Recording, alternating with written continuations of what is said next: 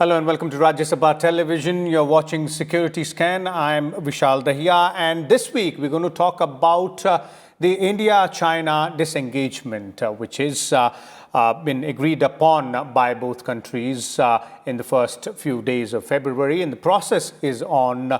We'll try and understand the entire process, the timeline, the history behind it, as well as the road ahead. What does it actually mean for both the nations, specifically for India when we're talking about the LAC situation and obviously our bilateral relations with China there.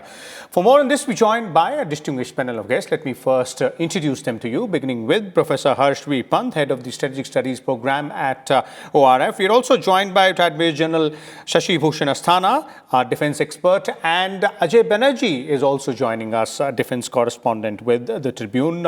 Welcome, all of you gentlemen, to Rajya Sabha Television. Let me begin with you, Ajay. Let's start by, giving a lowdown to our viewers on what exactly is this entire issue all about in terms of the India-China disengagement process, what was agreed upon, where do we stand right now? Vishal, thank you. First of all, on the 10th of February, both sides decided that they will disengage from both banks of the Pangong Tso. Pangong Tso is a 135-kilometer wide glacial lake in eastern Ladakh. Both banks mean that the Finger 4 and Finger 8 area that's on the northern bank is often talked about. That China will move east of Finger 8 and we'll move low down on Finger 4 and come to Dhansing Thapa post, which is the base of Finger 4 and Finger 3. On the south bank, we will vacate Rinchinla and Razangla, which we had occupied. It's on our side, I must specify.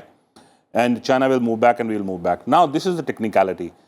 Disengagement is a word which means in military terms that both sides are no more face-to-face. But it does not mean that they have de-inducted and the situation has de-escalated. Both the two words are very important. The Army Chief General Naravne also used them yesterday at a think tank, saying that the process of de-induction and de-escalation will take some time. Because at the moment, as I say, they are not face-to-face, but they are within striking range of each other. Militaries are suspicious of each other anyway, and both sides know that one slip and they can spiral out of control. Now, the second and the third phases or the fourth phase of the disengagement process will include, after the Pangong Tso Lake issue, will be Gogra and Hot Springs. These are two other points which are in eastern Ladakh. These will be discussed and a minimum gap will be added to the existing scenario. In August and September, we added some gap, means we maintained some gap between the two armies at these two spots. Now this gap will be increased and the de-induction and de-escalation process, as I said earlier, will apply to these places also.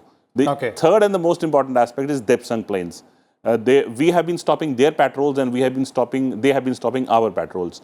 Now, this is a talk going on that please allow patrols of both sides to go up to the points which they perceive as the line of actual control. The viewers may be reminded the line of actual control is not demarcated on the ground. It is a perception both sides have. And I see these stepwise graded phased disengagement, de-escalation and de-induction process to be completed in the next few months. Vishal? Okay.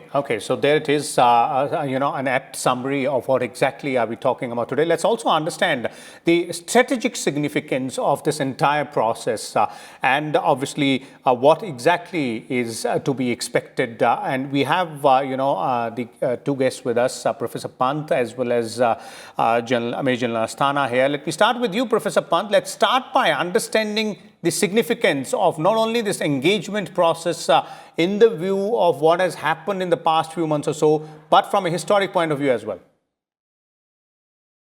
Well, Vishal, what has happened, and I think what is happening at the moment is perhaps along the LAC, even with the disengagement process having been started, a few days back, is quite unprecedented.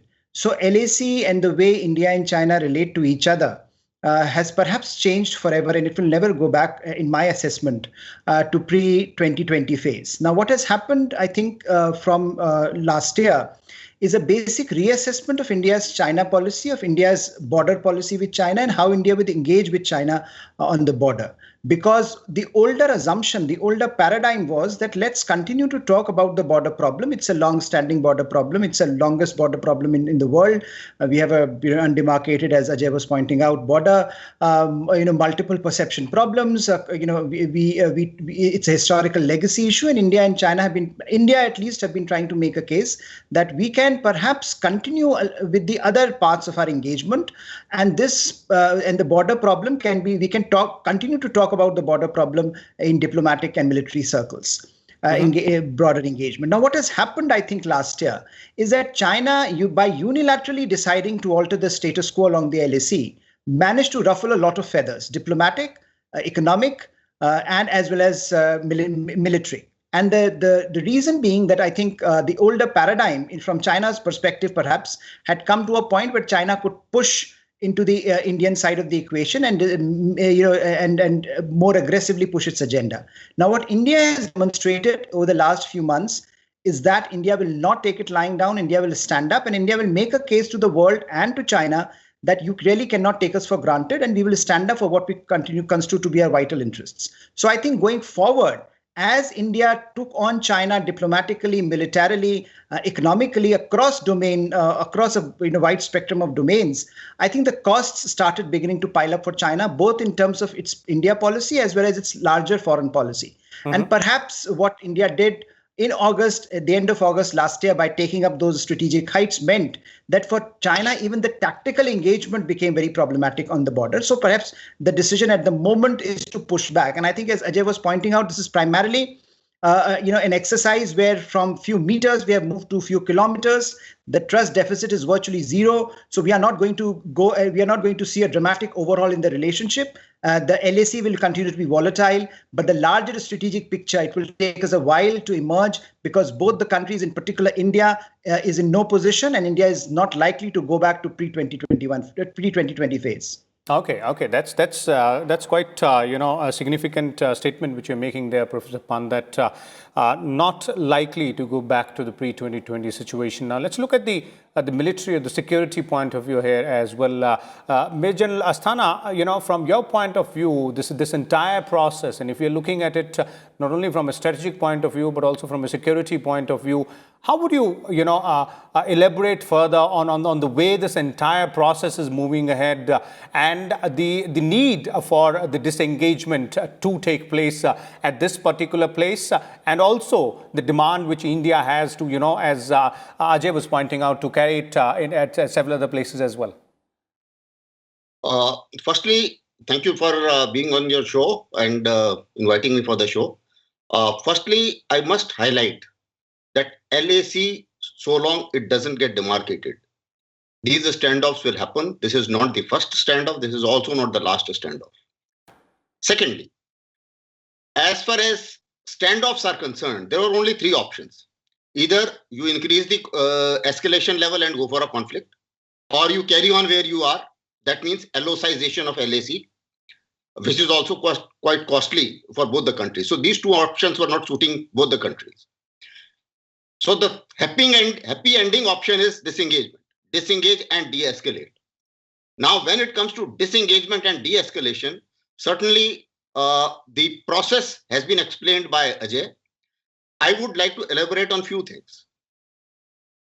The way it has been carried out is that China has something to tell his population.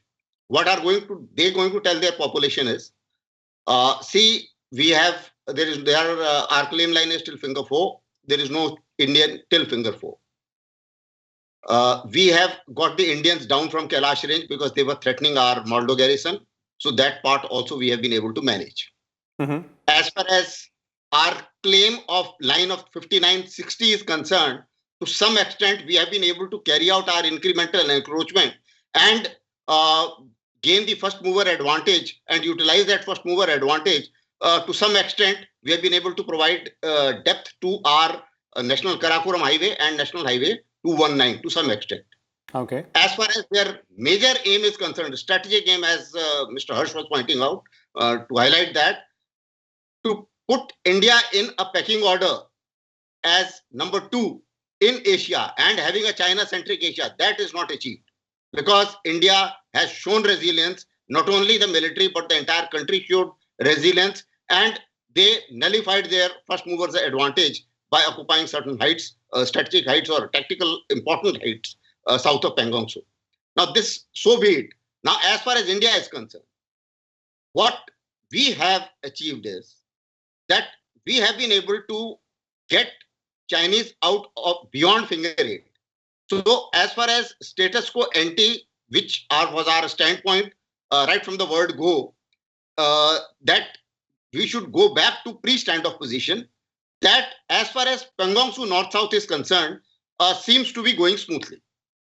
As far as the remaining areas are concerned, the realization, I agree with Mr. Pant on that issue, that you cannot separate out border and do other business as usual on the other side. Chanakya has also mentioned that unless you have settled border, if you have an undemarcated border with somebody, you cannot think that you will have peace, permanent peace with that country. So that's not possible. That is a lesson well learned. Okay. Coming on to the remaining portion of the disengagement, I have my doubts because we have slightly lesser leverages. Although the troop density in Pangong Tso North-South was very high, and the tanks had come, the troops had come very close to each other. So there was a very awkward situation which could have escalated much beyond. This kind of situation is relatively lesser in the Gogra, Hot Spring and other areas. But because of shortage of leverages, I would say negotiations will be even tougher on those areas. Okay. And in that area, they may not go back. That is what is my hunch. And the reason is very simple. Tapsang provides depth to their Karakoram highway. They are quite chary of our occupation of DBO. They want to dominate DBO road. And in that frame, they will also be able to perhaps reach somewhere near their 5960 claim line. Now, if that is the Chinese aim, in that case, it will not be that easy to negotiate. But let's have the confidence on the negotiators, because I'm very sure that there will be certain other leverages. And in any case, as Ajay pointed out, the troops have not gone beyond and the troops are still there. So if there is a requirement to create more leverages, we may be perhaps able to create those leverages. Okay. At the end of the day, we occupied Kailash range, other heights to create leverages. So that's possible. Okay. Indeed, that is really, important there in terms of negotiations, and it does become difficult at times. But then we have to stand our ground, and that's something which we've done and shown the resilience as well. Ajay, I'd like to bring you back here, and looking at the road ahead, which we are trying to understand rather, in terms of how this entire disengagement process will affect not only the bilateral relations, but also the situation on the LAC and in other places like Gogra and several others which you mentioned, and the economic ties as well. So how are you looking at the road ahead from here onwards, where we stand right now? The talks for disengagement is on, and then we're looking at a sort of a detailed roadmap.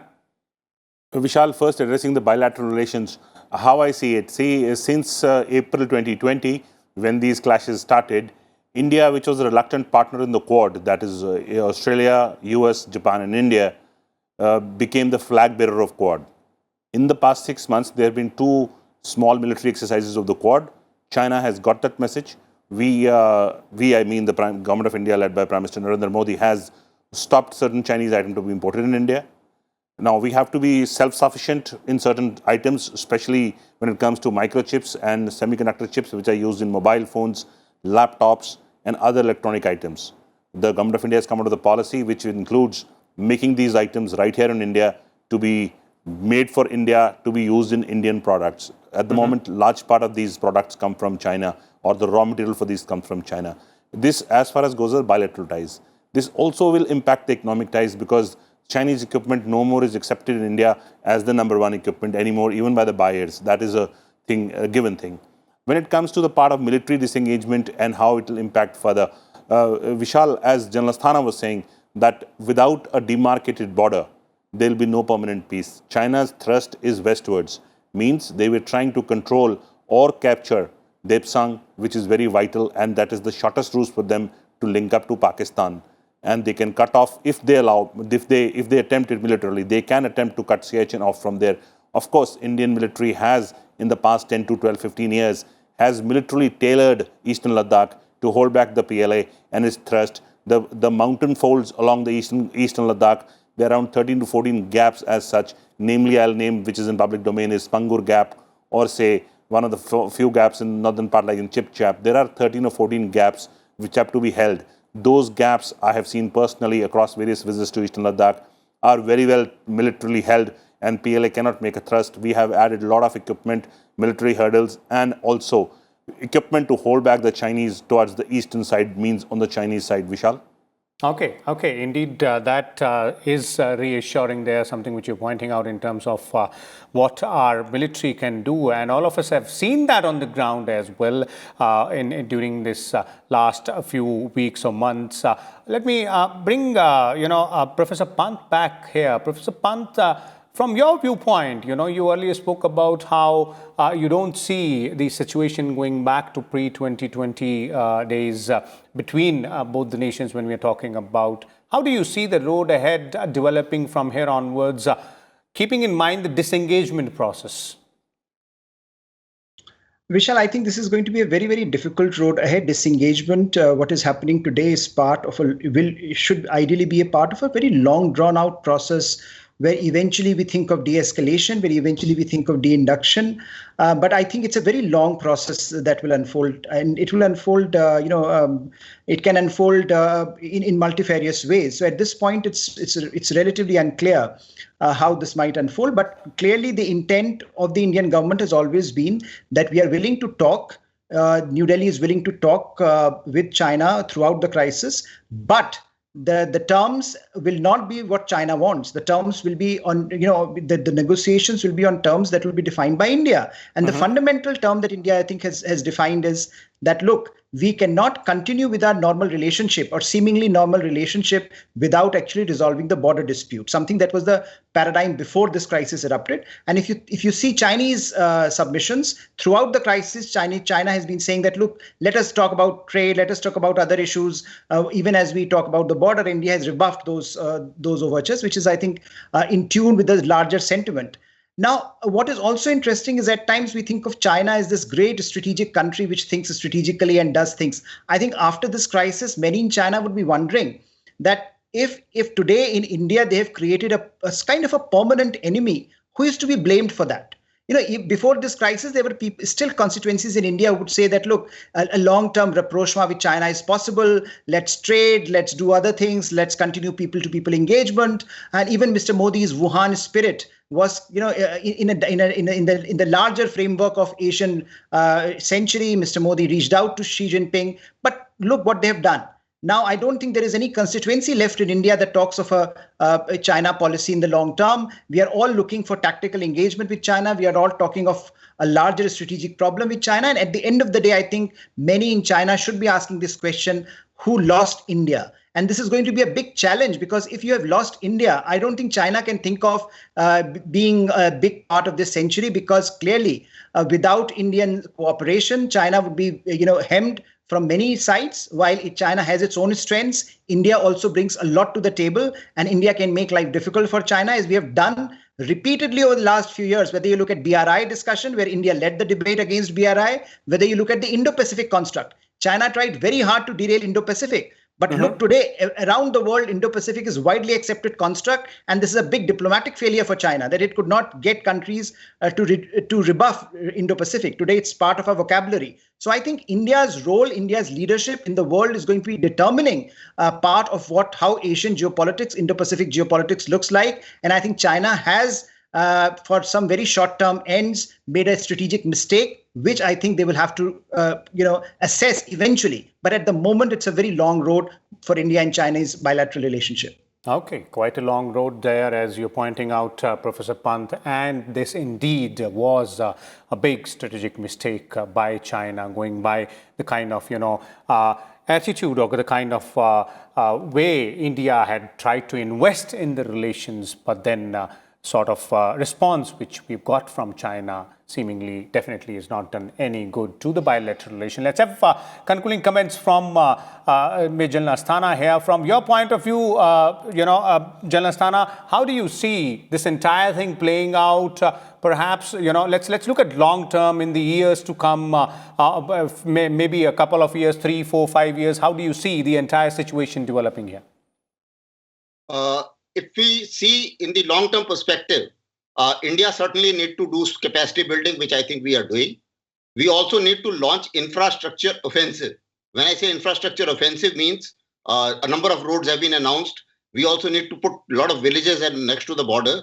We also need to have the capacity building in the maritime domain, because China's weakness lies in maritime domain.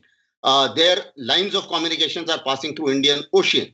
And that is somewhere where Quad Plus and our engagements with France and other countries, they hold the key. And in addition to that, when we talk of the total Indo-Pacific construct, in that India has got a very major role to play, because Indian Ocean is something where India's approachability is very important. And geographically, it suits us. So that's one issue. The second issue is that in the overall context, when it comes to the diplomatic engagement or either the economic engagement, the Atmanirbhar Bharat, I think that is something which we will have to be very, very serious about. And we should not be looking at some short-time gains and short-time economic engagements. And I think government policies will have to be structured accordingly to ensure that for the short-time gains or short-time economic engagements, we do not lose the big picture. The second issue is that when it comes to the borders, again, where China's strategy is incremental encroachment.